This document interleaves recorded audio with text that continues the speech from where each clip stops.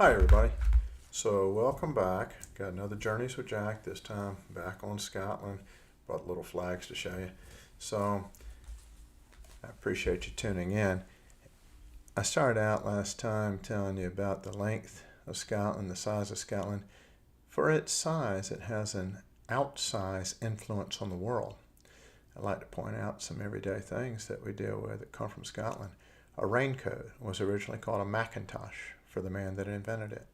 We drive on road that we in the United States refer to as asphalt, but the rest of the world refers to it as tarmac and sometimes macadam for the gentleman, Mr. Macadam, that invented it and put tar on it, i.e. tarmac. I'd also point out that when you're sick, you commonly take a derivative of penicillin. That was discovered by a gentleman named Fleming. And then the telephone that we use. Now, most of us have a cell phone, but the original old-style wall telephone or desk telephone, Alexander Graham Bell, a gentleman of Scottish ancestry, invented that.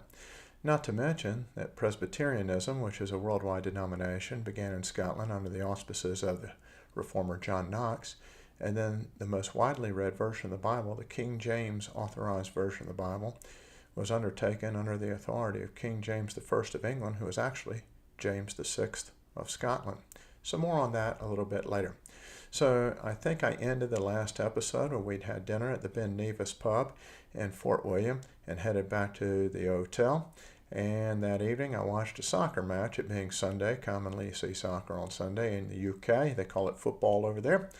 I watched Glasgow Celtic. So Glasgow Celtic is one of the major two teams in Scotland, the other one being Glasgow Rangers. Celtic is predominantly appealing to the Catholic fans in Glasgow and in Ireland, whereas Rangers is much more identified with the Protestant fans. They have massive matches each year. Rangers called the Old Firm. It's a great match. So anyway, let's proceed onward. So the next morning I got up in Fort William and my wife and I went shopping. Now, part of the great haul at Peter McLennan's haberdashery, remember, the McLennans were our family.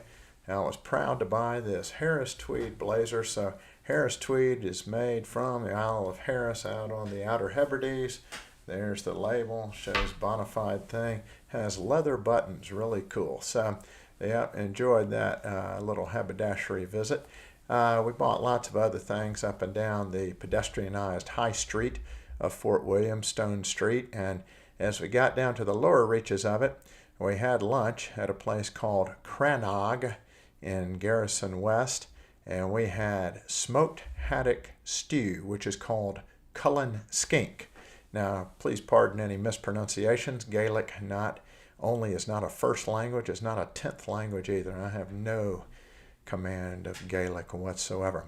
Well, we walked back up to other end of the street and went to the West Highland Museum. Boy, am I glad we did. I spoke to you earlier about Scottish clans and heraldry and showed you some of the tartan, etc. This museum, they had examples of all kind of tartan with family crests, etc. You could buy all manner of things related to such at that museum. Also, great displays, many of which dealt with the recurring efforts of Scotland for independence. Now, I mentioned that earlier in the context of Bonnie Prince Charlie and started out at the Battle of Culloden, which was the culmination of the 1745 Jacobite Rebellion. So there were also efforts of the Scots to be independent way back. So Hadrian's Wall was built by the Roman Emperor Hadrian about AD 122 under his auspices to keep back the fierce Picts who inhabited Scotland at that time, as the Romans could just not conquer them. So they built a wall to keep them out. Sound familiar? So in the 1200s, the Scots were fighting late 1200s, early 1300s against who else but the English. Edward I of England, also called Longshanks. You might remember the movie Braveheart with Mel Gibson, and Robert the Bruce. Robert the Bruce was King of Scotland in the early 1300s. We'll visit some monuments later pertaining to him and William Wallace.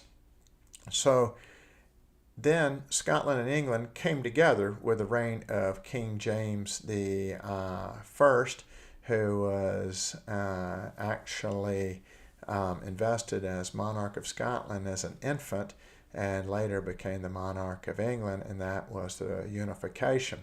Later, as time went on into the 1700s, and the Stuart dynasty was in power no longer, Bonnie Prince Charles Edward Stuart, he had about 8 names, but those are the 3 most recognizable, came out of exile in France in 1745 to try to liberate Scotland, get them independent again, and he actually hoped to conquer England.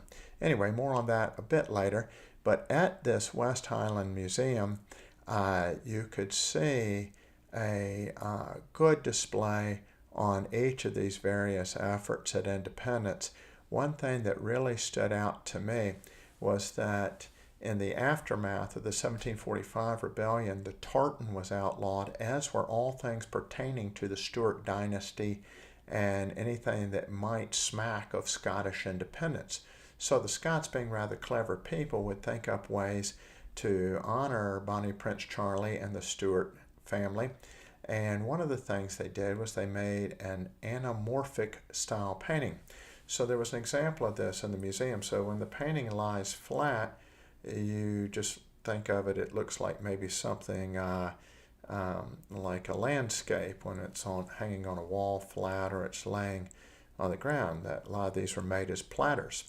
But if you put a cylindrical glass object, such as a drinking glass or a pitcher of water, on top of it, the reflection would reveal the likeness of Bonnie Prince Charlie, and people would toast to him. And then if the English came, or the constabulary came, you would just pour the water out of the pitcher, remove the pitcher, take it off of the platter, etc., and none would be the wiser. Rather clever, I should think. So that was the way that they sort of kept their culture alive during a dark period. During this period also, the Highlanders, who were thought to be particularly rebellious, were removed from the land in something called the Highland Clearances. This took place between about 1750 and 1860, and they were just taken off the land and told, you got to go somewhere. It doesn't matter where you go, but you can't stay here. We're going to use it for sheep now. And so, as I mentioned earlier, driving through the Scottish Highlands, it's very sparsely populated, and some of that as a result of the Highland Clearances. So many of the Highlanders found their way into Fort William with the clearances, and that made Fort William a bigger and bigger town, which it remains today, kind of at the base of the Highlands, one of the larger towns. So people left Fort William, and where did they go? Many went to the United States, Canada, Australia, New Zealand.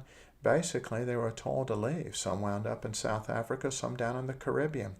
So as I mentioned earlier, my family, the McLennans, they had to leave the Highlands, and there's none of them left in the old traditional area of the clan in Kintail. So a bunch wound up in South Carolina, and then some down in the Caribbean, as mentioned earlier.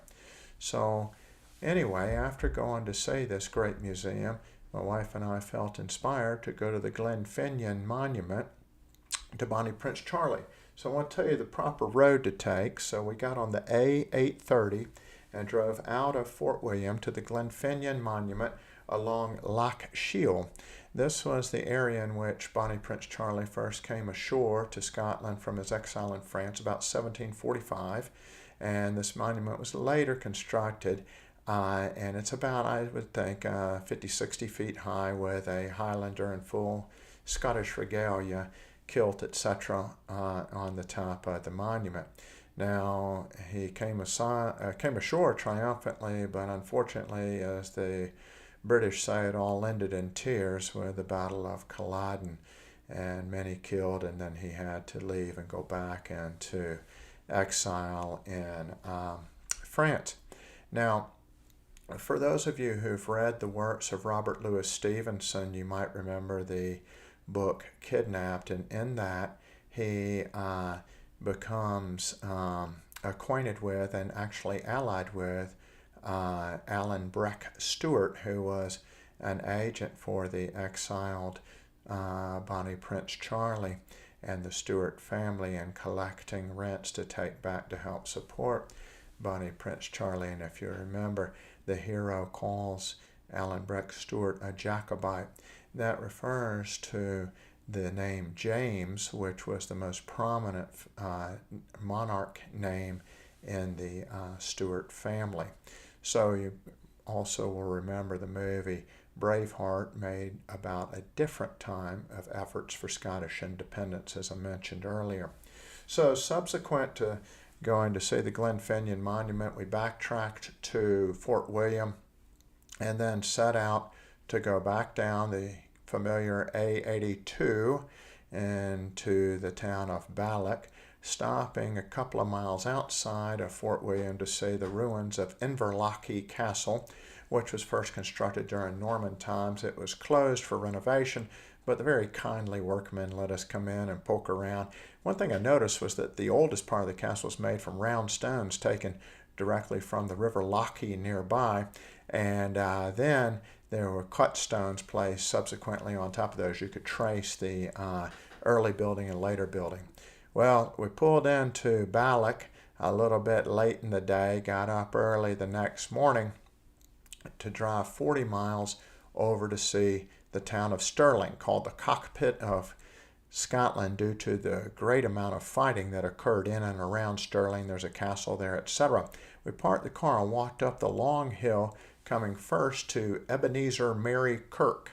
This church is where the Scottish minister Ebenezer Erskine preached for further reform in the Presbyterian Church, which culminated in the formation of the Associate Reformed Presbyterian Church in the United States. Now, he's particularly significant to me as I matriculated at and attempted to play soccer at Erskine College in Due West, South Carolina, named for this selfsame Ebenezer Erskine. So I really enjoyed the opportunity to see his home church that he had started, and I photographed his tomb there at the church graveyard. And then passing on from there, we went to nearby Church of the Holy Rood, which is where James VI of Scotland was crowned at the ripe age of 13 months. This James VI of Scotland later became James I of England, the first of the Stuart monarchs of England, and he is the one who authorized the King James Version of the Bible. So a lot of history in a pretty small area. As we walked onward, passing over and around the graveyard from the Church of the Holy Rood, we continued on up the hill to Stirling Castle, pausing to look at the monument to Robert I, Robert the Bruce, who was King of Scotland from about 1306 onward till about the 1320s, I believe. So going into the Stirling Castle, it was a lovely place, lots of intricate passageways, etc., and it was really neat to see the various plaques and carvings on the stone walls for visits from various royals, Queen Elizabeth II, her father, King George, and subsequently Prince Charles, now King Charles.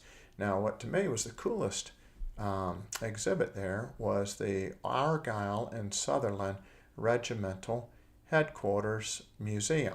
So this honored the Scottish Highland Military Regiment, and I'm just going to note to you that they have the most famous regimental tie pattern. I'm wearing it right here with the gold, green, etc. So this is probably the most commonly utilized tie in a man's wardrobe that has striped ties. So there you go. It comes as bow tie and necktie for those of you interested. Well, after checking out Stirling Castle, which gave fantastic views in one direction of nearby mountains, the other direction you could see the Wallace Monument, we decided we'd go down and see the monument at Bannockburn to Robert the Bruce, which was fascinating. Now, this is a fairly recent equestrian monument dating from the 1960s at Bannockburn, famous battle fought in the 1300s where he defeated who else? The English. So nearby, not too distant, is the William Wallace Monument. Now, this is a little tricky to get to. We got turned around on the roads a bit, but got over there, and you can climb the William Wallace Monument, which gives fantastic views. This is a monument to his great victory at the Battle of Stirling Bridge, which was dramatized in the Mel Gibson movie Braveheart. Also in that area are some lovely walking trails around the forested hills, of which we availed ourselves. So having done all that bit, we headed back to the bed and breakfast rested up. Next morning we got up and went out to the park along Loch Lomond. So we literally walked along, as the old song says, the bonny, bonny banks of Loch Lomond. There we saw a gentleman training a greyhound with some kind of mechanical contraption that made a furry artificial rabbit spin round. Boy, was that dog fast. Anyway, leaving there, we drove back to the A82 and went down through Glasgow and then veered off onto the A74, M74 towards Carlisle. We took a little detour over to Dumfries to see Caerlaverock Castle. Glad we did. This castle dates from 1270 and is triangular, only triangular castle I've ever seen. It's made out of reddish sandstone, has extremely intricate carvings throughout for the coats of arms of the family that owned it. Also carved mantelpieces, carved gargoyles. Fascinating. Well, finishing up there, we went on to our last stop in Scotland proper, the Rothwell Church nearby. Now here you're going to have to use the GPS. It's going to come in handy. A lot of twisting and turning on country roads. And at the Rothwell Church, there's an 8th century Celtic cross carved in stone, very intricate. You've got to stop off at the caretaker's cottage about 200 yards from the church and get the key. He's quite reasonable to let you in and check it out. Give a donation, help them maintain it. Anyway, the cross is so intricate. A Celtic cross has cross shape, and then in the center is something round. So if you will, the cross goes through the round section. But along the lengthwise portion of the cross, you would see intricate carvings of the apostles, Jesus, Joseph, and Mary. Well satisfied with that experience, we headed on down to cross into the Lake District of Scotland, but stopped at the aforementioned Hadrian's Wall from 122 AD to check out this magnificent piece of Roman architecture that is still there. Now I want to let you know I've seen the other end of it over near Newcastle as well. This thing does indeed run all the way across the upper border between England and Scotland.